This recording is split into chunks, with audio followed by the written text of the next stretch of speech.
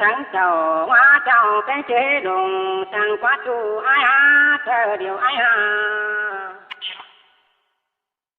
เอานาเบ้ยต้องจังกันเดียวมันเป็นจังหลานจุงอยู่ผู้ปอมโอได้น้องหลา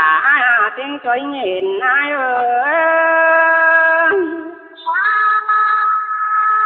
วันโลดาน้องเอ้ยน้อ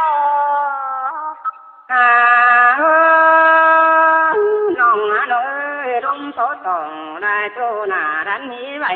แต่น้าน้องจังกันต่างไก่ดาพี่กึมนาเตถามึงได้เบ้อน้องดาอ้ายนาที่กูตานขอนั้นวันไหนเจอทุกคนนะส่งคนนาโนเจก็จะว่าละเบ้อเจอจูเดี๋ยวนะกว่าจะกัดไม่เดืองรับว่าจูอ้ายเมียขวัญเจ้าน้องจังใจดอกตันคุณน้องหาน้อง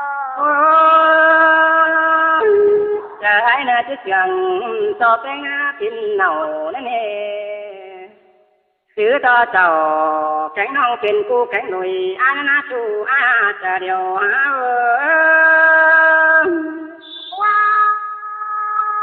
วันใจโดนา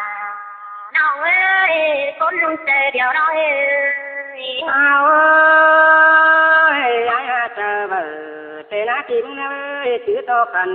เป็นกว่าน้องหักให้น้องนั่นสินะไว้ที่หาขานาฝันฟังเสียงน้องมึงเอ้ยของคนเอานาโนจะเดียวไอ้นะก็ถือต่อเสือน้องนั่นได้เบ้ยทรงถือสู้เต็งไก่จ่ายที่หมวดจะเป็นงานโดทีมเสียเอ้ยฟังฟัดกันตาเบาอยู่หนังน้ำหมกขวดยิงเม็ดเดียวเด้ที่กูนั่นโน